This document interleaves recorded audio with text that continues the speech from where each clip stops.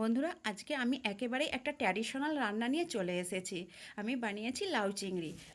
এই লাউ চিংড়ির জন্য আমি নিয়েছি 600 গ্রাম একেবারে নরম একটা লাউ, আর নিয়েছি 200 গ্রাম ছোট চিংড়ি মাছ।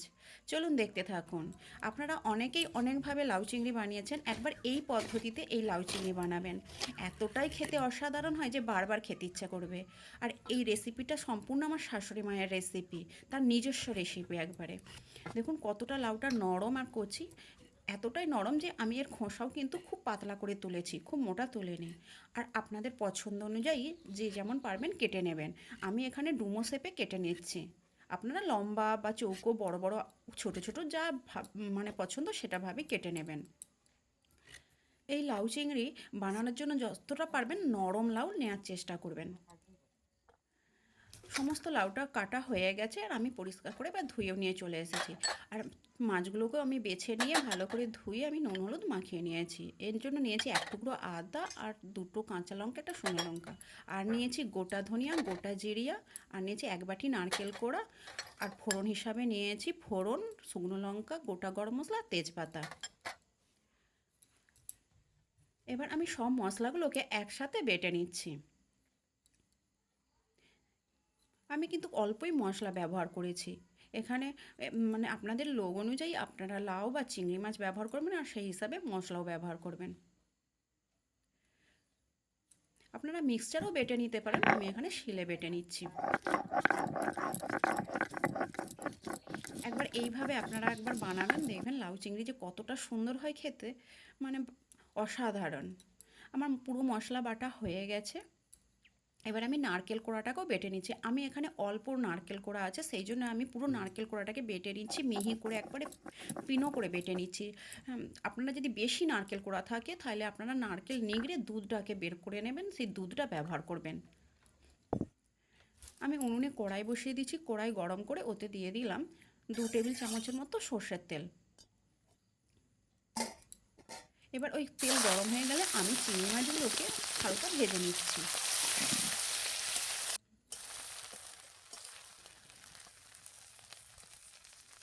দেখুন আমার চিংড়ি মাছগুলো কিন্তু ভালোভাবেই ভাজা হয়ে গেছে, খুব ভাজিনি, হালকাভাবে ভেজেছি। এবার আমি ওতে আরও 1 টেবিল চামচ তেল দিয়ে দিলাম।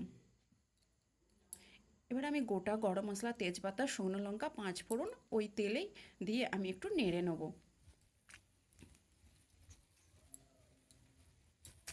আপনারা কিন্তু অবশ্যই এইভাবে একবার ট্রাই করবেন।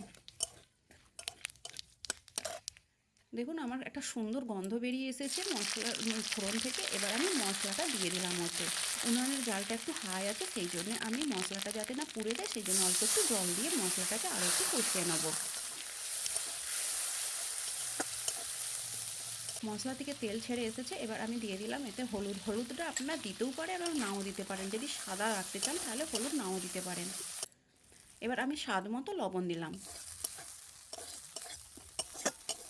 মশলা থেকে ভালোভাবেই দেখুন তেল ছেড়ে চলে এসেছে। এবার আমি দিয়ে দিলাম ওতেই নারকেল কোড়াটা। আর এটা যদি আমি নারকেল দুধ ব্যবহার করতাম তাহলে এখনও দিতে পারতেন বা আবার পরেও আপনি ব্যবহার করতে পারতেন।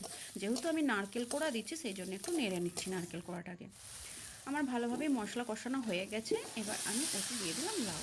এই সময় আমি উনুনের জাল একেবারেই কমিয়ে দিয়েছি, কারণ আমি এতে আস্তে আস্তে ঢাকা দিয়ে দিয়ে রান্না করব। এতে আমার লাউ থেকে যে জলটা বেরাবে সেই জলেই লাউ সেদ্ধ হয়ে যাবে, এবং তার এক্সট্রা জল ব্যবহার করতে হবে না। আপনারাও চাইলে এরকমভাবে করবেন, তাহলে আরও সুন্দর হয় খেতে।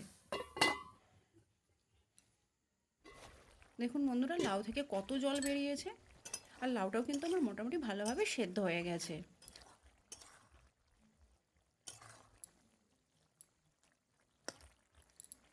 লাউ পুরোপুরি সেদ্ধ হয়ে গেছে। আমি এই অবস্থাতেই এবার চিংড়ি মাছগুলো দিয়ে দিচ্ছি। এই চিংড়ি মাছ দিয়ে আরও 2 মিনিট ফুটিয়ে নেব। এই তরকারিটা ভাবতে পারবেন না, মানে গরম গরম ভাত বা রুটির সাথে দারুণ লাগে। আর এই লাউটা ছিল আমার ননদের বাড়ির ক্ষেতের। আমি আরও 2 মিনিট ফুটিয়ে নিলাম। দেখুন এখনও কত জল। এবার আমার পুরো রেডি হয়ে গেছে। আমি নামানোর আগে আমি কিছুটা পরিমাণ, অল্প পরিমাণ হচ্ছে একটু ঘি দিয়ে দিলাম। ঘি দিয়ে আমি উনুনের জাল একেবারেই বন্ধ করে দিয়েছি। 1 মিনিটের মতন আমি চাপা দিয়ে রেখে দেবো। 1 মিনিট পরে দেখুন আমি এবার তরকারিটাকে নামিয়ে নিচ্ছি।